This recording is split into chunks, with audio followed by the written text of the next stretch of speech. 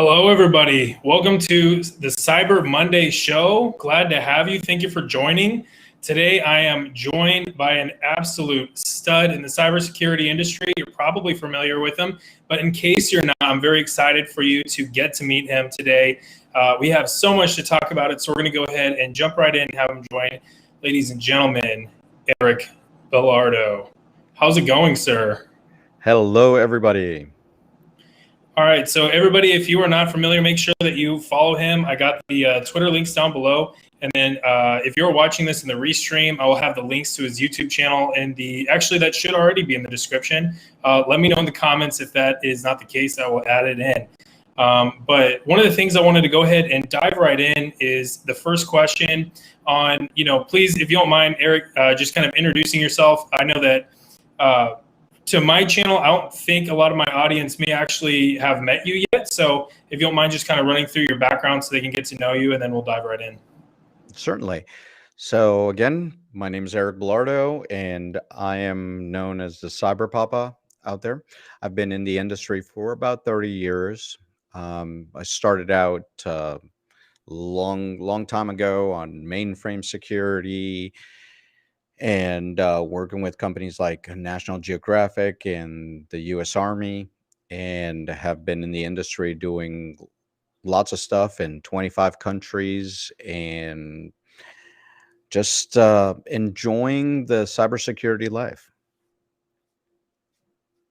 That's awesome. So, what initially got you into cybersecurity?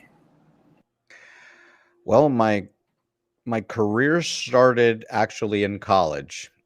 So I started in college at the University of Massachusetts, and I was working in the IT department and working to secure the mainframes and secure all the different computer assets that they had and the terminals. And that got me into the information security world. After that, I moved into the public sector, and I was working with National Geographics in Washington, D.C. And once I moved on from there, I joined the military, U.S. Army. And at that point in time, there was no cyber in the Army. So I was military intelligence. And with that, I was the one that was doing all the securing. We had something called the Rainbow series, which was the first documented security policies, if you will, for the military, and we used those to secure our environments. After I spent probably about 8 years in the military, I came out in 1999, 2000, and worked in Washington, D.C. for 20 years.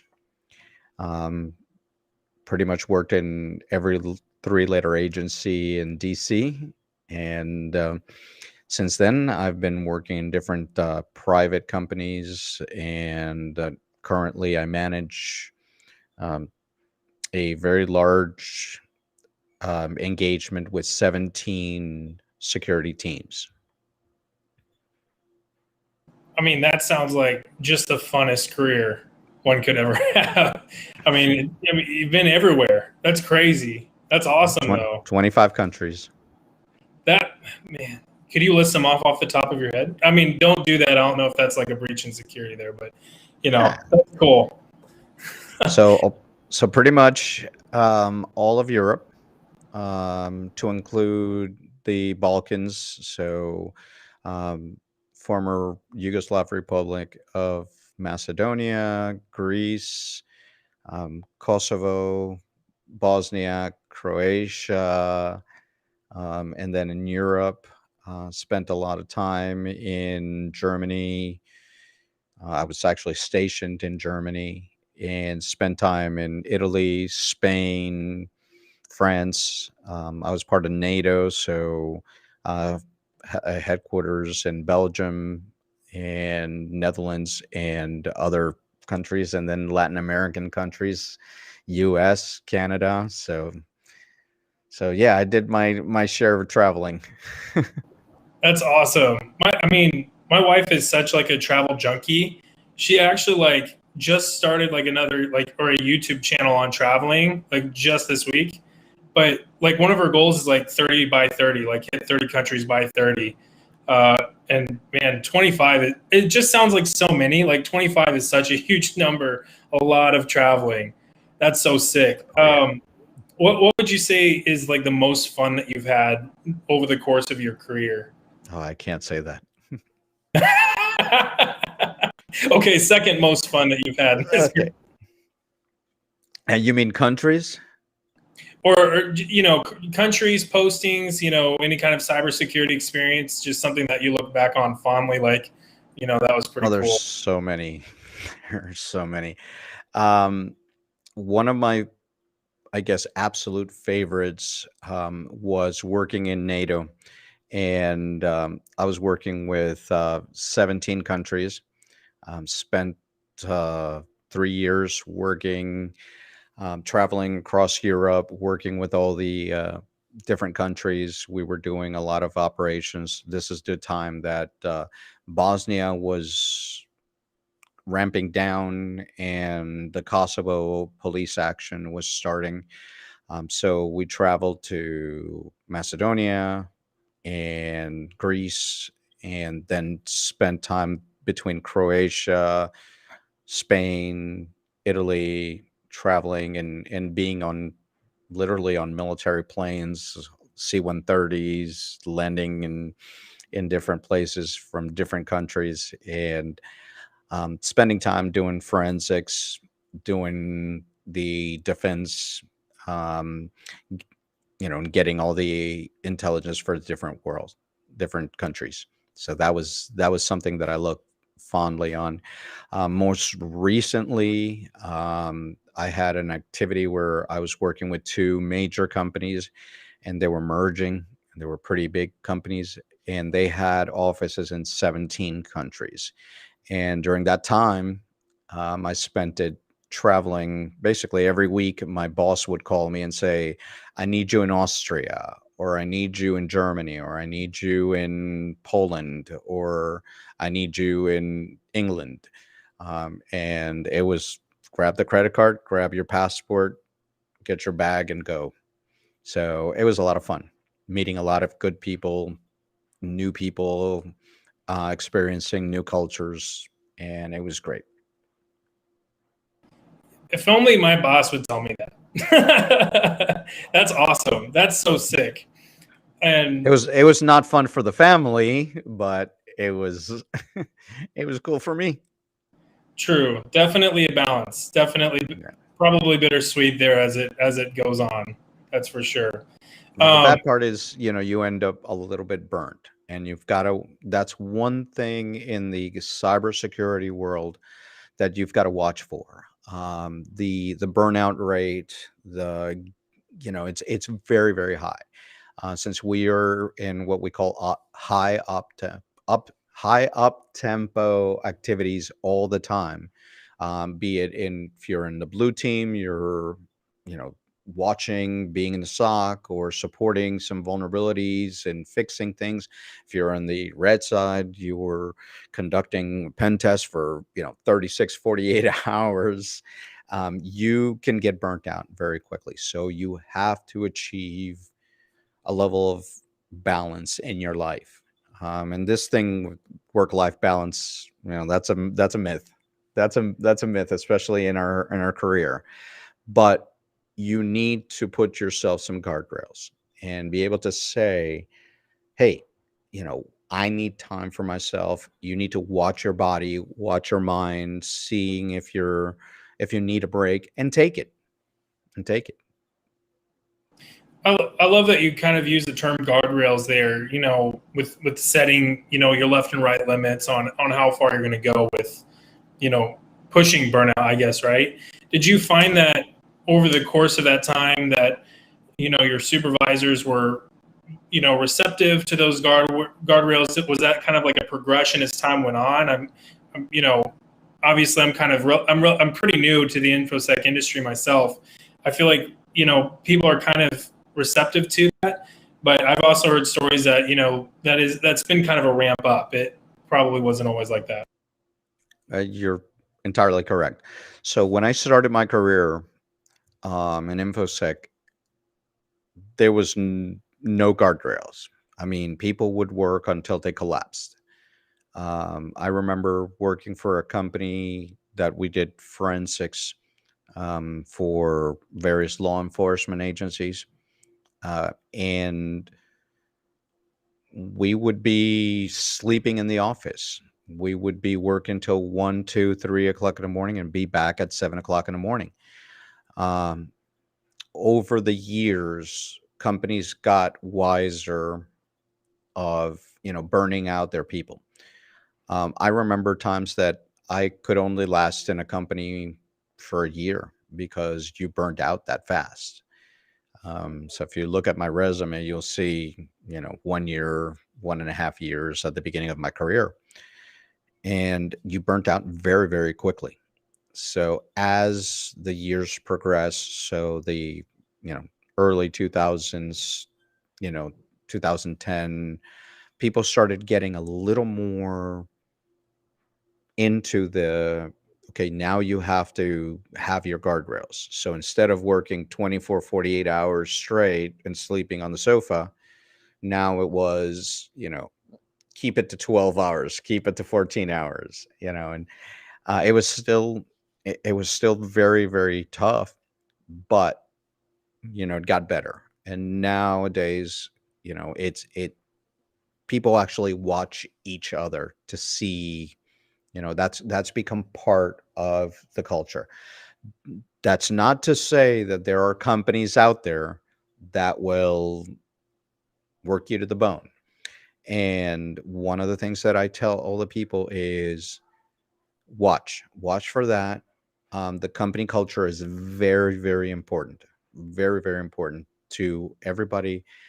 There are some companies that, can offer you some stability, but what are you doing to yourself? You're killing yourself.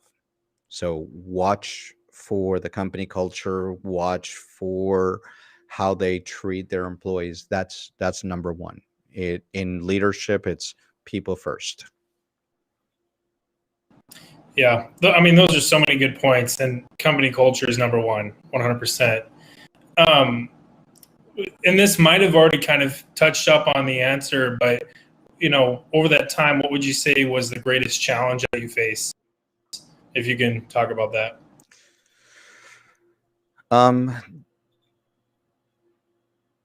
I'd say there's various things that are challenges in our career field, and one of them is that technology changes at such an accelerated pace. I'll give you a perfect example. Almost everything that I learned early on in my career in college is in a museum somewhere right now. I mean, I say things like, what was my first programming language? Fortran 77 Pascal. You know, those are pretty much dead languages. The first computer that I used, the first laptop I used, laptop.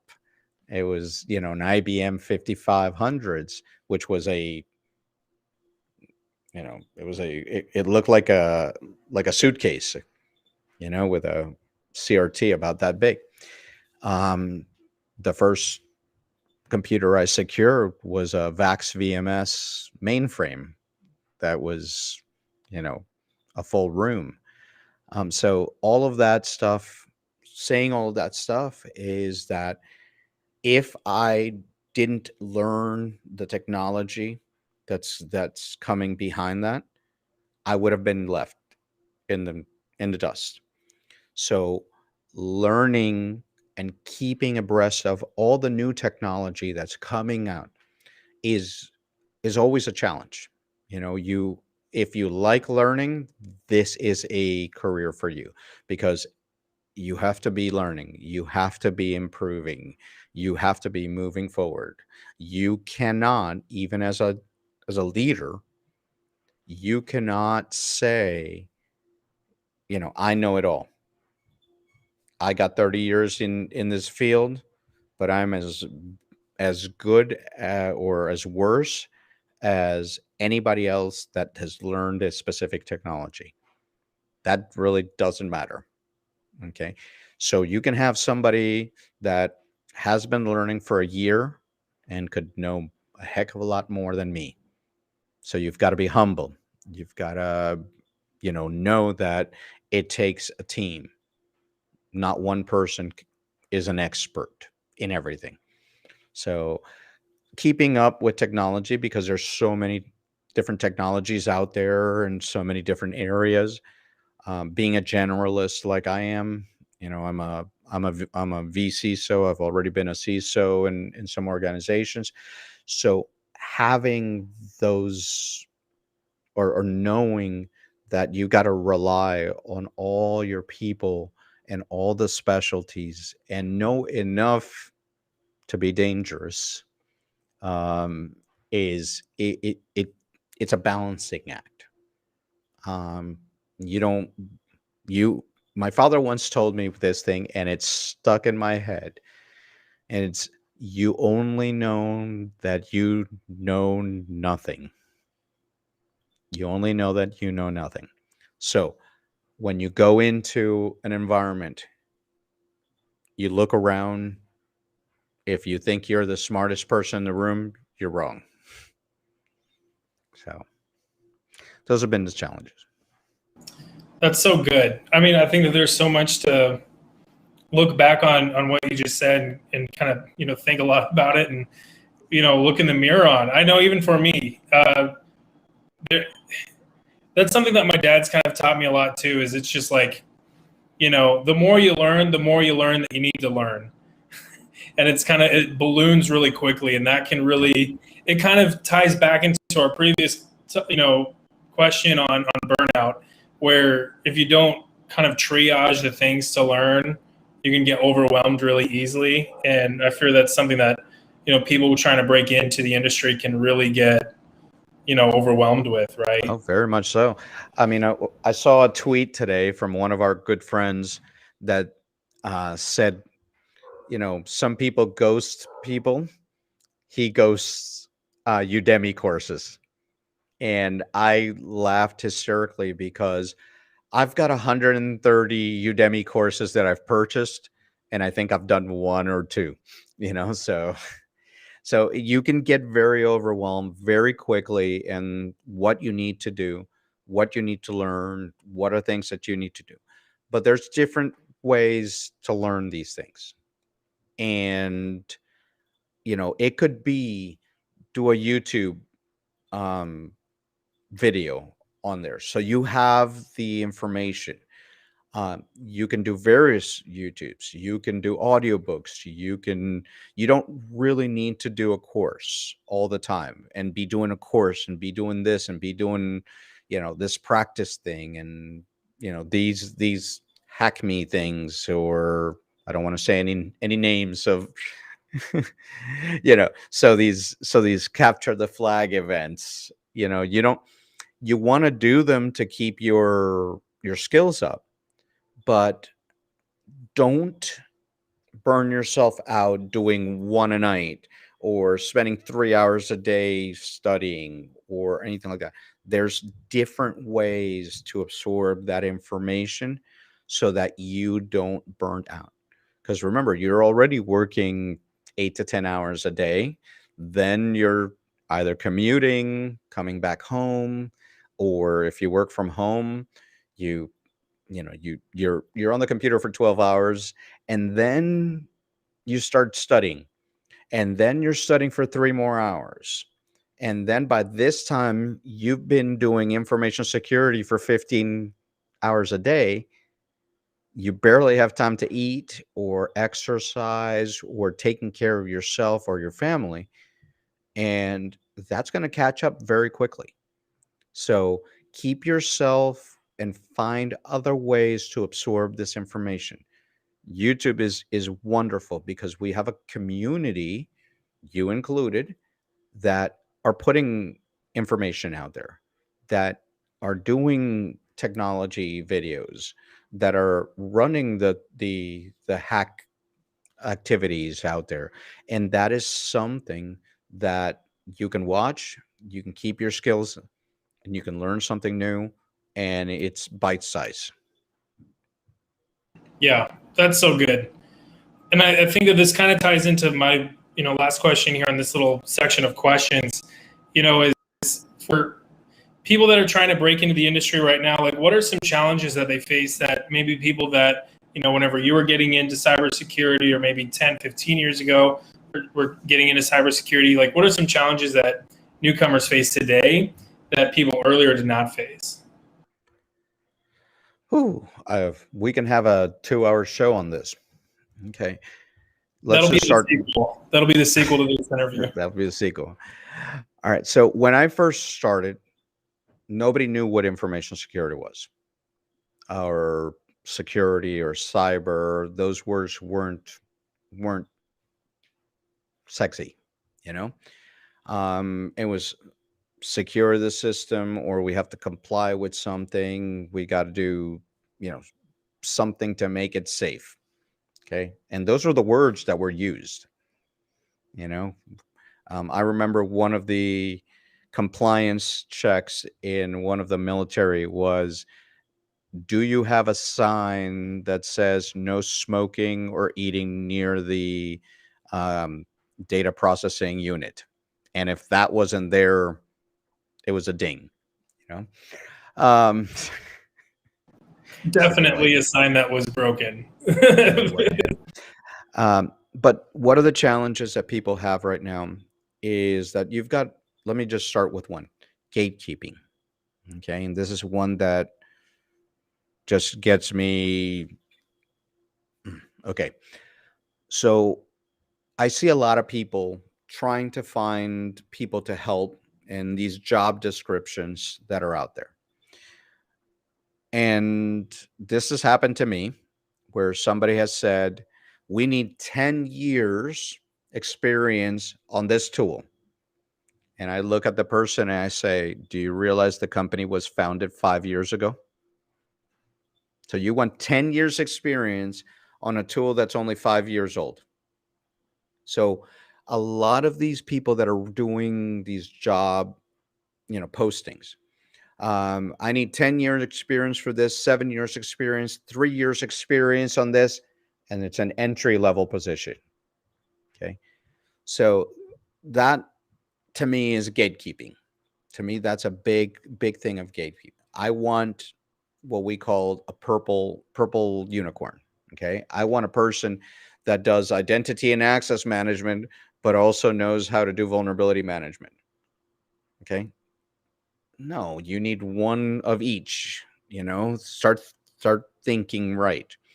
So there's a lot of people that think they know security and they get put in these positions, accidentally become a director of security because they didn't have anybody and they don't understand, the terminology or the stuff. So when they're trying to find people, they, number one, are trying to find somebody too high level, or they're writing these job descriptions that are insane.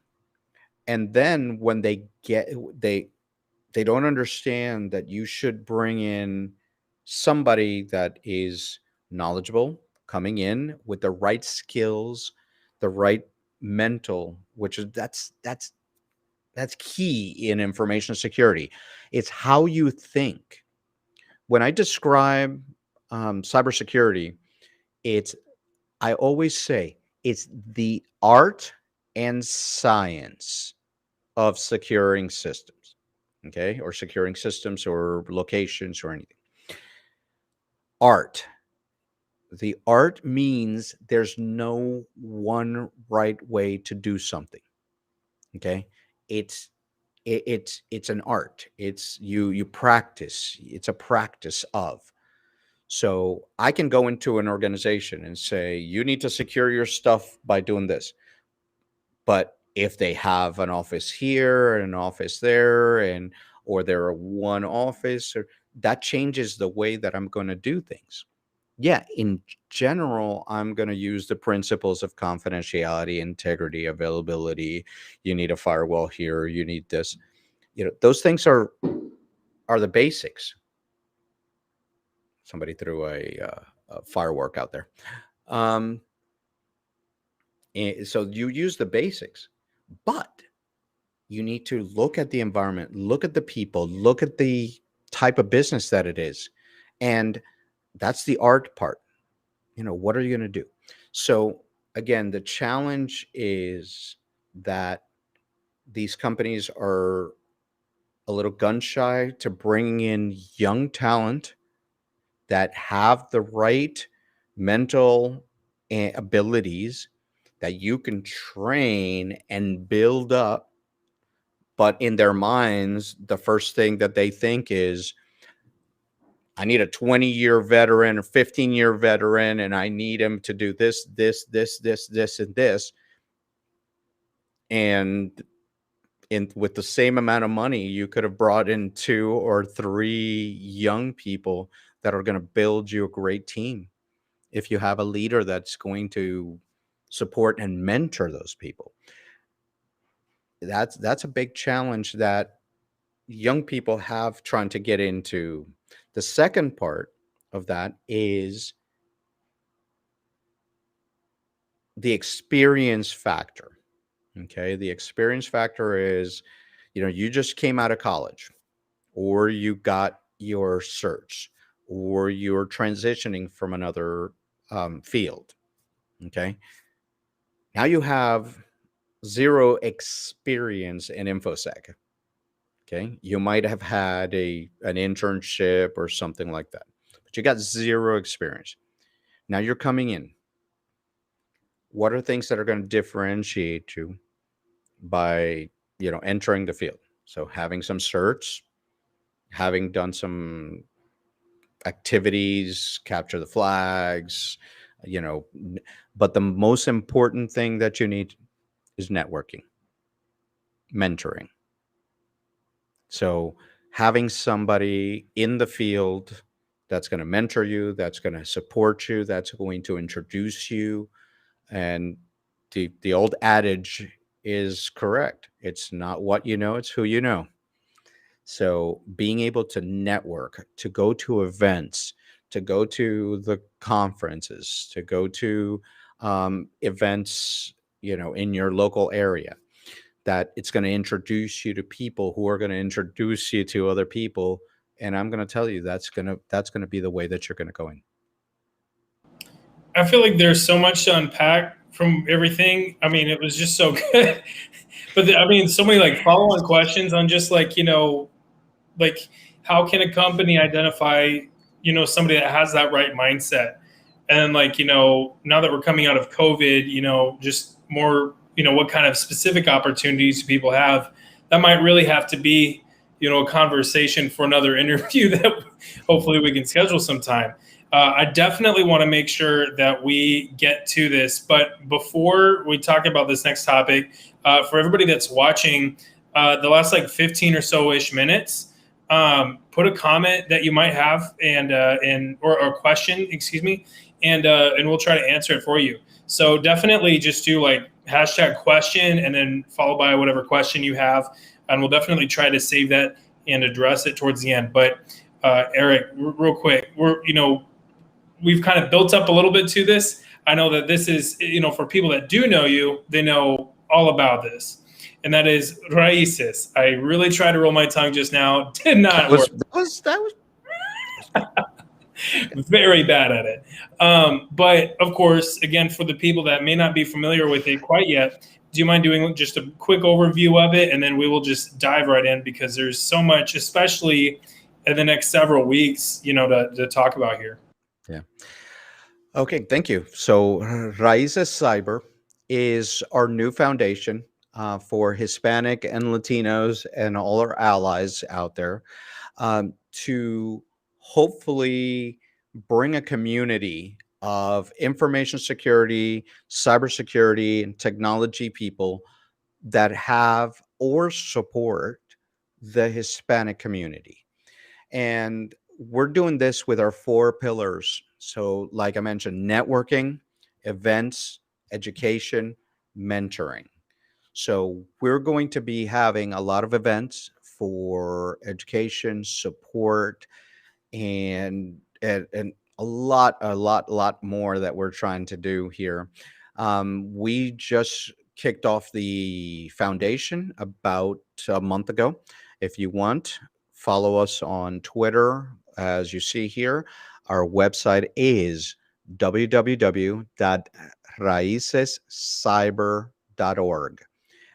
We're going to have a lot of new stuff that's going to come out so follow us on Twitter. That's where we put most of our information. We have a new show on Wednesday nights called Raices Live, and Hispanic Heritage Awareness Month is starting September 15 through October 15. So we will be having 2 shows a week, so that we can go ahead and push the message. So follow us there. You'll see all this stuff. And one of the things, and come back, Caleb. And one of the things that is, near and dear to my heart is we just had in Congress an event where one of the organizations out there put some numbers to the numbers of cybersecurity representation for Hispanic Latinos in the cyber force. And I will tell you, when I saw the number, I got fired up. I'll just say it that way. 4%.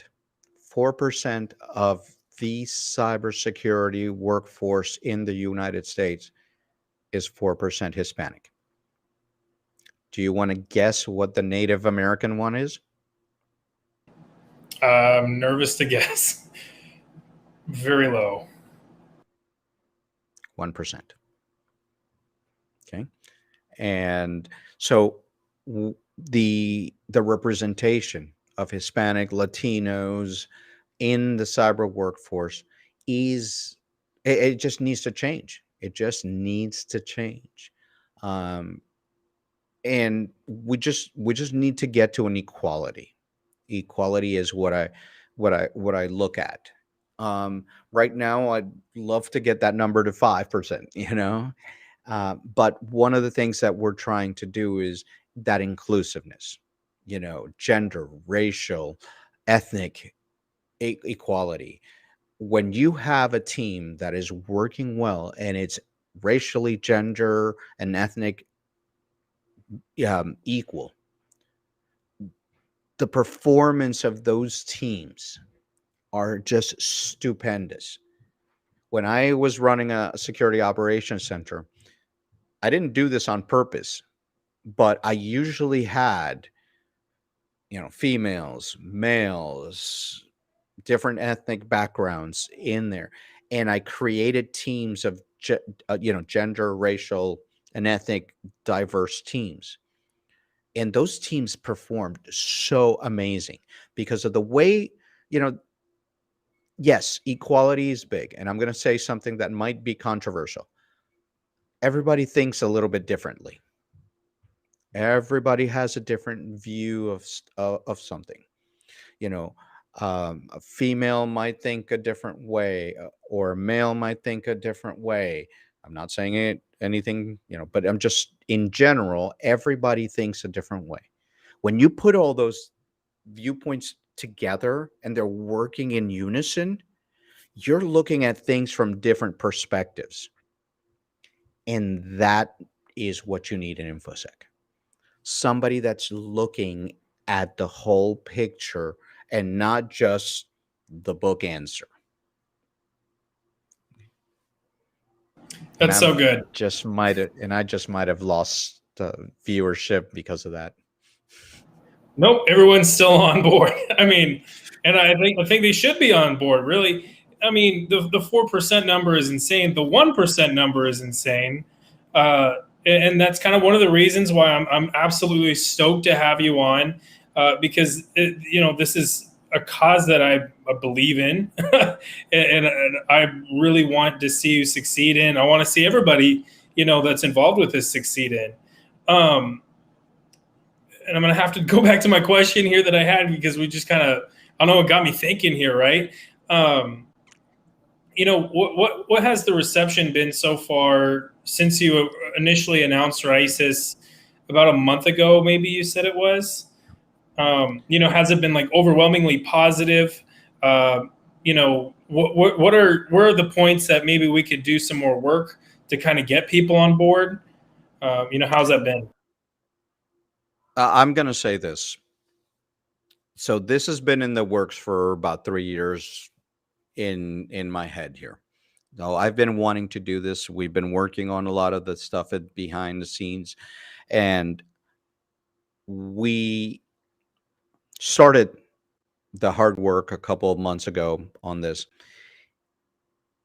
I'm going to tell you first one of the other things that drove us to finally go ahead and do this.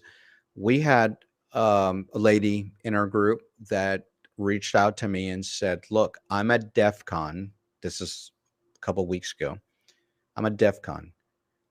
And number one, there is no Hispanic associations here or any representation. And she said to me, "You can count on one hand how many Hispanics were at DEF CON this year." And I said, "That's it. We're going to do it." So I put this on Twitter. And I said, "Who would want to be in a Hispanic association?"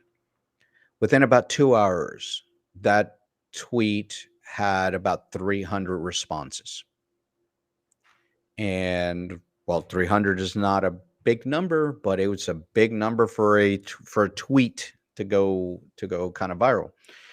And everybody was saying, "Yes, please do it. Yes, please do it. Yes, please do it." So we went ahead and did it. Within 1 month, we have 27 volunteers. We have over 300 people waiting to be members as soon as we launch the membership site.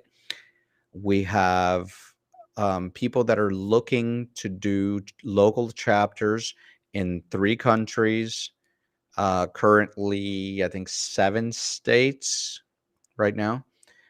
So then this is in 30 days. We became a 501c3. We're a nonprofit, and we're getting ready to launch a lot of activities for the Hispanic Awareness Month. So it's been bigger than I ever expected. And you hit right on, kind of the next thing I kind of wanted to start talking about here is Hispanic Awareness Month, which runs, here from the 15th of this month to the 15th of October. I know that there's so much planned there. Is there anything there that you can announce for anybody that's watching to join in? So 2 things. So on Wednesdays and Thursdays throughout the month, from September 15 through October 15, we're going to be doing 2 shows. The first one, Raices Live on Wednesdays at 7 p.m. and New Battlefields 7:00 p.m. on Thursdays. We're dedicating the entire month, the entire month to Latinx, Latinos, Latinas, Hispanics, and all the folks that are involved in that, supporting the information security, cybersecurity world. There'll be technologies talks by Hispanics or talks by our allies about the Hispanic. This next week, we can announce, and I'm going to be putting this out tomorrow, but on the 15th, we're going to have Raices Live, a show about misinformation and disinformation in the internet. We're going to have on September 16 on New Battlefield, Hispanic Diversity in the Workforce with Dr. Melissa Sassy from IBM. On September 22nd, we have 2 international partners, Mr. Alberto Hill from Uruguay, who is the first hacker to go to prison in Uruguay, and Sinue Baez from Mexico City, So going to be joining us discussing the red teaming, penetration testing, and how they got into it. On September 23rd, we're going to have a global NATO cybersecurity talk about the geopolitics of cybersecurity with Dr. Nicole Falutis. So stay tuned because we're having more shows, but that takes us to the end of September here. So it's going to be an amazing, amazing month for that. That's awesome. That's just off the top. Just some of the subjects you guys are going to be talking about sound super interesting. Starting off with a bang, talking about misinformation. Oh, that's such a fun topic to talk about, especially today. I love it. And Isabella Garcia is one of the tops on that. That's going to be awesome. Super excited for that, for those to get out there. And then for anybody watching, there are links down in the description to Eric's channel. And let me double check that. Yep. So Raices.org is also there as well. So it's all there. Check it out. Make sure that you're following along. And I've been kind of putting up the Twitter links here, or the Twitter @, I guess, here on the graphics. And as a fellow YouTuber, then everybody that's watching, let's go ahead and hit that like button that are there and subscribe. See ya. Hey, let's get it. Let's go, right? Hit it. Hey, it helps with the algorithm. We have to say it. You know, we can't make a video without saying, hey, you got to, like, comment, subscribe, blah, blah, blah, blah. You know, they get it, right? Subscribe. Hit that bell so you'll be notified of when we go live. Fancy. And then you get that little, like, nice little ring sound effect, right? Ding, right? Too easy. So I know that I definitely wanted to get you to kind of explain this because it's so, you mentioned it. I can't remember if it was on New Battlefields or if it was on the Cyber Warrior show, which is on Fridays. The thinking that went behind the naming of Raices and the logo, because I think it's so intentional and thoughtful, and it's really, really cool. So if you don't mind just kind of going through that. Yeah, I actually gave it a lot of thought of the icon. So the icon, for people that haven't seen it, is the Raices name, a tree with roots, and then the Hispanic Association in Cybersecurity. The colors are Raices is in red, the tree is purple, and the name in the bottom is in blue, representing our red teams, our purple team, and our blue team. And purple, where we all come together. The name Raices comes from a play on the word. What is it that we look at when we're trying to do a penetration testing? We're trying to find the root, right? So Raices is root as well as heritage in Spanish. So the word can mean root or heritage. And so it's a play on the word Raices. And that's what we settled for our icon. I thought it was meaningful. I've gotten a lot of good positives about it. And again, the description of this is on our website, www.raicescyber.org. Yeah, I love it. I mean, it's just so cool. It's perfect, right? And then, of course, one thing that I definitely want to make sure that we talked about is volunteers, because there's so many cool things going on. You know, you need volunteers, right? So how can people join in on that? Please volunteer. Come on. All right. So if you reach out to us on the website, if you go to the website, on the main page, there's a volunteer, or it's also on the top in the join us area. You can click there, send us an email, and we'd love all the help we can get. So people from all different things, graphics designers, security people that want to mentor, people that want to, work with us and, make this organization grow. And actually in your audience, you've got 1, 2, 3 of our volunteers are there watching. So Mary, Shiny Buttons, and I saw Sultan earlier. So these are folks that are in there helping and supporting us in the organization. So Love it. So everybody, if you definitely get involved, be sure to check out the link. It's down in the description. Let's make this happen. This is important. So we're getting here to about the last 15-ish minutes here. So if you're watching and you have a cybersecurity question, maybe you're getting started, maybe you're kind of thinking about it, or, it could be a big thing, could be a small thing, comment it down below. We're going to go ahead and start running through these. The first one is from Shiny Buttons. What hands-on technical skill would you say is the most valuable to develop right now in InfoSec? technical skill. And I have a follow-up question to this once you're done. Okay. The best technical skill that you can develop is, so I'm going to say software first, and then I'm going to say maybe not technical, but it is the most important. So the first technical application is the ability to write good reports, good spreadsheets, good presentations. So the ability to do PowerPoint or your slide program of choice. Okay. The ability to write, the ability to do spreadsheets, to be able to interpret information and present it. You probably have, but I still can't fathom this, where there's people that are highly technical, highly technical, can set up a whole environment in half an hour, configure a firewall or do a scan or penetration test or anything like that. And they can't communicate it back to somebody else. And that issue creates more issues. You can be the biggest expert in that. So that's number one, being able to communicate.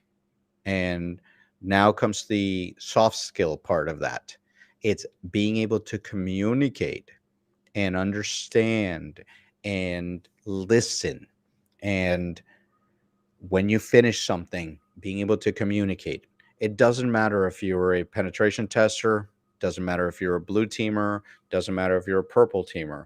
Being able to communicate what you just did to somebody, it is key before you look at anything. Because that question right there, what hands-on technical skill would be more valuable? If you ask a red teamer, they're going to say, oh, the ability to use ParrotSec or Kali or, whatever, Metasploit. Okay. I know all my red teamers are going to kill me for the things that I just said. That's okay. On the blue team, they're going to say, oh, the ability to know how to use a sim, how to interpret, an event, what are things that we do with Qualys, Nessus, on the blue side, NAC or Zero Trust, whatever technology, the technical skills, again, like I said earlier, the ability to learn. Okay. But the most important part is being able to communicate. And before I ask the follow-up, Shiny Buttons actually asked a follow-up. I don't know if you caught it. Can't document or present. Just want to make sure that was clarified before we jump. Mm-hmm. They Gotcha. can't document or present. Basically, which one is something that you notice people struggle with more, is being able to document or being able to present?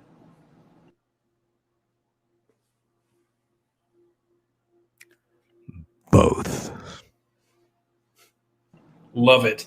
And actually, as a follow-up to that, is where can people, because in school it's easier to take it, or if you're still in college or whatever, or high school, if there's people watching that are so that early, you can take a public speaking course or get involved in an intramural or something like that, and that can kind of help you get that exercise, right, or get that practice in presenting in front of people or maybe documenting something, right?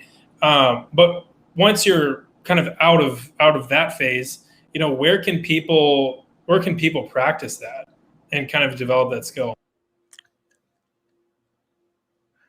That's correct. So Jen saying, I'm saying that they can do technical aspects, not documentation or presentation.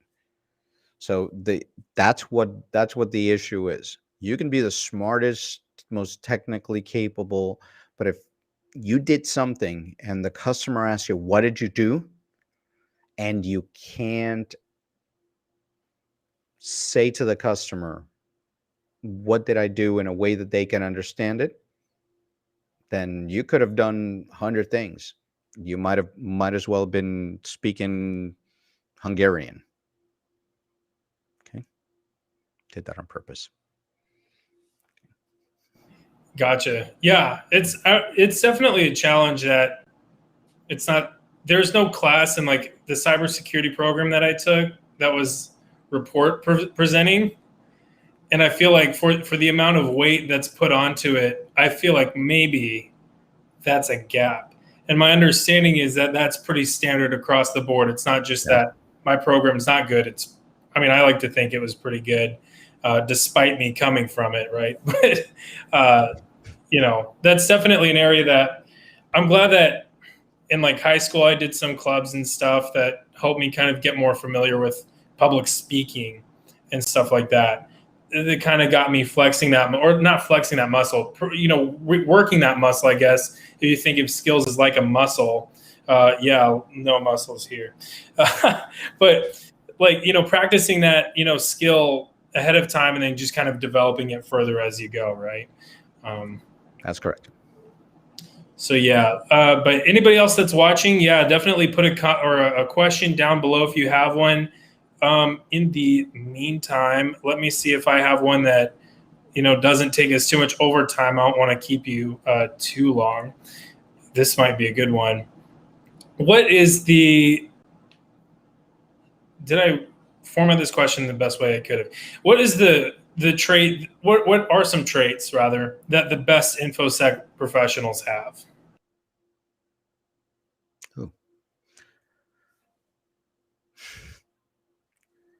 The ability to communicate.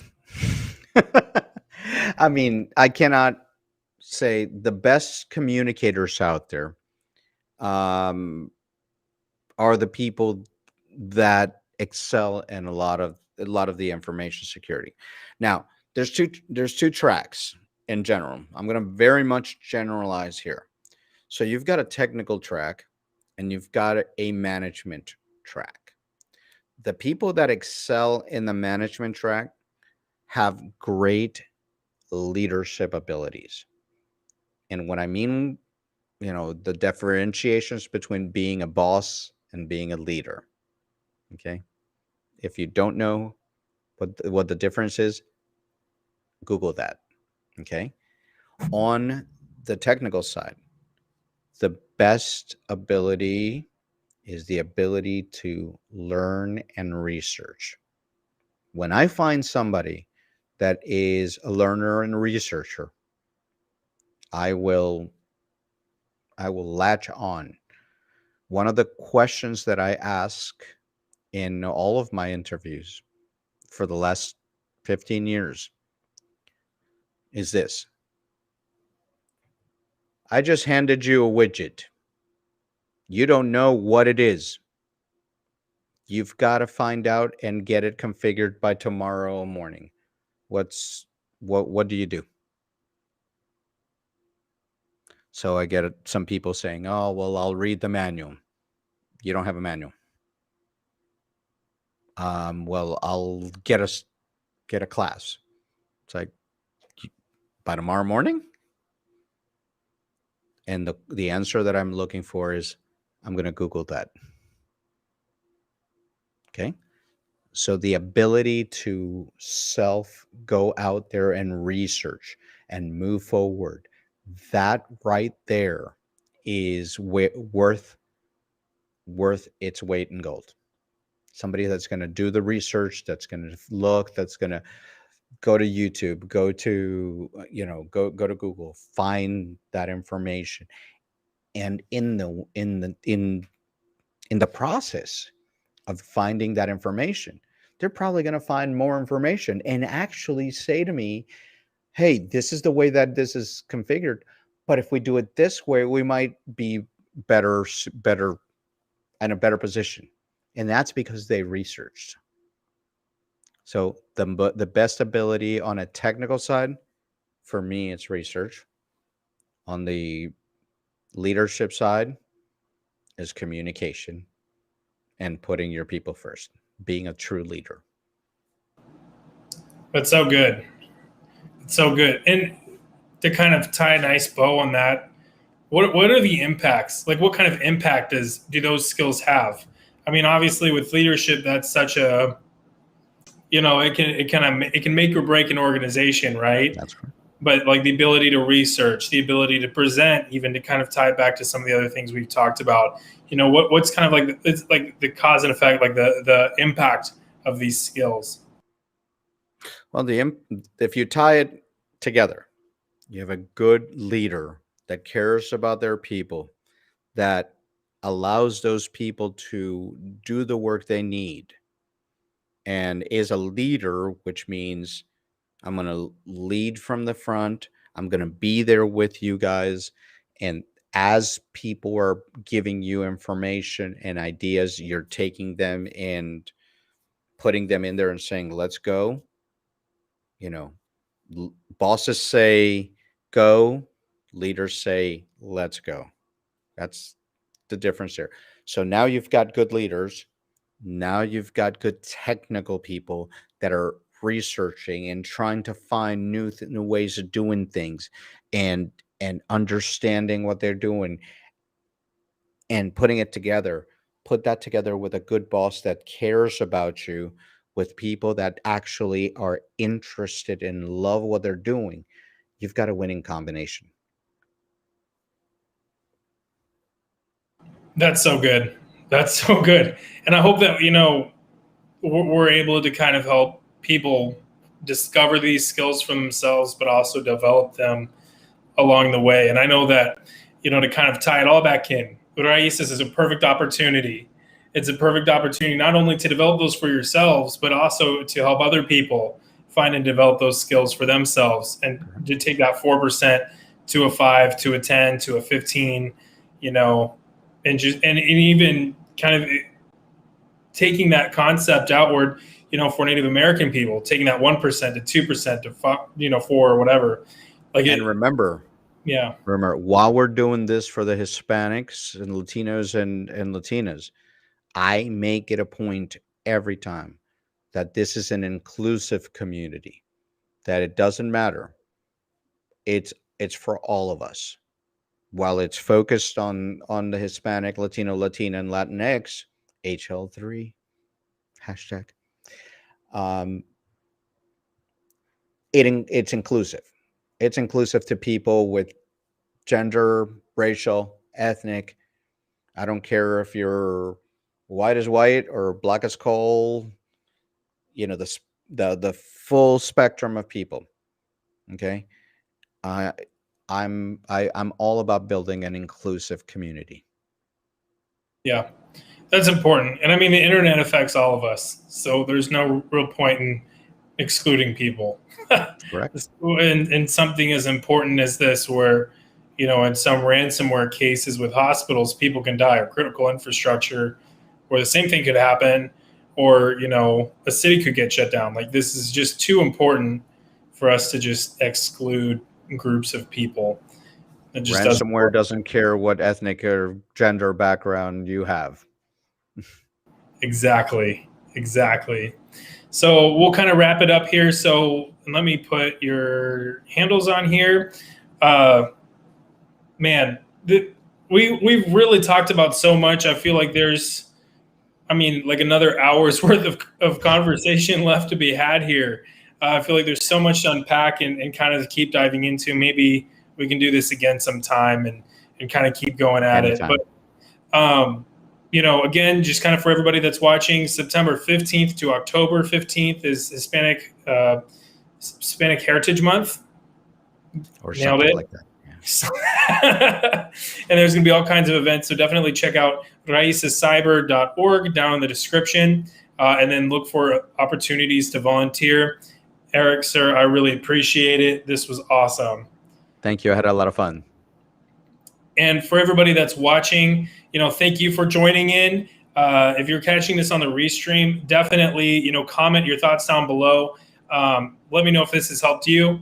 And, stay tuned for next week. Got some cool stuff planned for, the next several shows and beyond. So with that, we will see you guys next time.